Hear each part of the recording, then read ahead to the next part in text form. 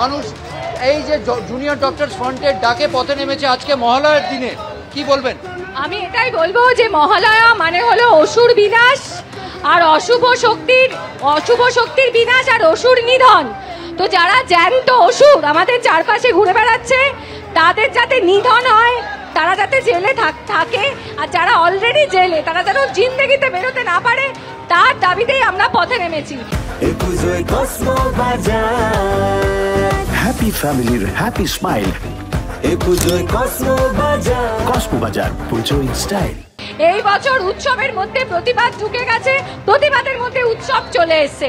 এই বছর এই দুটোকে আলাদা করা যাবে না। কলকাতার রাজপথে, গ্রামে গঞ্জে, মফস্বলে উৎসব প্রতিবাদ হাতে হাত দিয়ে চলবে।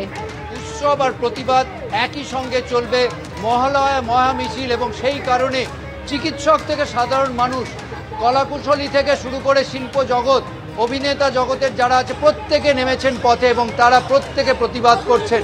দেখতে পাচ্ছ এই মিছিল এই মুহূর্তে সেন্ট্রাল এভিনিউ ধরে ধীরে ধীরে ধর্মতলার দিকে যাচ্ছে এবং এই যে ভিড় তা ক্রমশ বাড়ছে।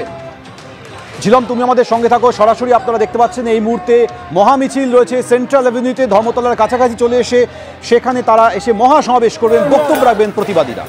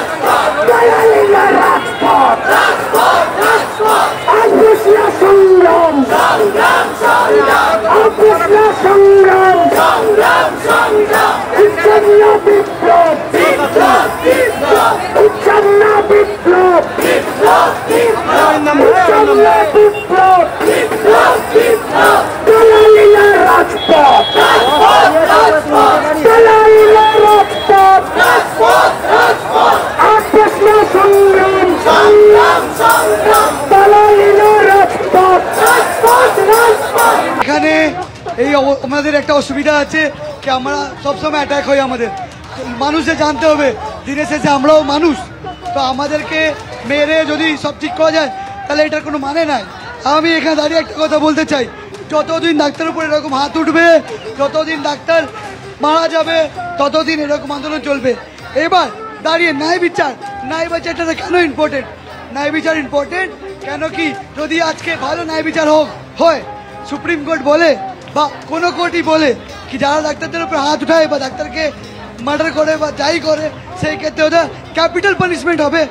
এই ক্যাপিটাল পানিশমেন্টের ভয়ে লোকরা ফিউচারে মারতে পারবে না, লোকদের আমাদের ডাক্তারদেরকেও মারতে পারবে না।